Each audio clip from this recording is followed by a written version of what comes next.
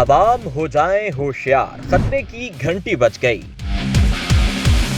مہنگائی میں پسی عوام کے لیے ایک اور بری خبر سامنے آ گئی۔ قرض دینے سے پہلے ہی IMF نے ڈو مور کا مطالبہ کر دیا۔ ایک بار پھر عالمی ادارے کی جانب سے نئی شرائط سامنے آ گئی جس کا براہ راست بوجھ عوام پر پڑے گا۔ میڈیا رپورٹس کے مطابق IMF نے جولائی تا ستمبر ٹیکس کی کم کلیکشن کا نوٹس لیتے ہوئے مزید ٹیکس لگانے کا مطالبہ کر دیا۔ حکومت کو پابند کر دیا ہے کہ اگر مالی سال 2025 کا محصولاتی ہدف 1% بھی کم رہا تو اسے 7 نئے ٹیکسز عائد کرنا ہوں گے۔ وفاقی حکومت نے بین الاقوامی مالیاتی فنڈ کے ساتھ 2024-25 کے دوران نئے ٹیکسز پر اتفاق بھی کر لیا ہے۔ IMF کی رپورٹ کے مطابق عالمی مالیاتی ادارے نے کہا کہ مشینری کی امپورٹ پر 1% ایڈوانس انکم ٹیکس عائد کیا جائے۔ مشینری امپورٹ پر 1% ٹیکس سے 2 ارب ماہانہ حاصل ہوں گے۔ ادارے کا کہنا ہے کہ صنعتی خام مال 1% ایڈوانس انکم ٹیکس عائد کیا جائے جس سے ماہانہ 3.5 ارب کی آمدن ہوگی۔ اس کے ساتھ کمرشل امپورٹ کے خام مال پر 1% ایڈوانس انکم ٹیکس عائد کیا جائے۔ کمرشل امپورٹ کے خام مال پر 1% ٹیکس سے ماہانہ 1 ارب کی آمدن ہوگی۔ انٹرنیشنل مانیٹری فنڈ نے کہا کہ درآمدی سامان کی سپلائی پر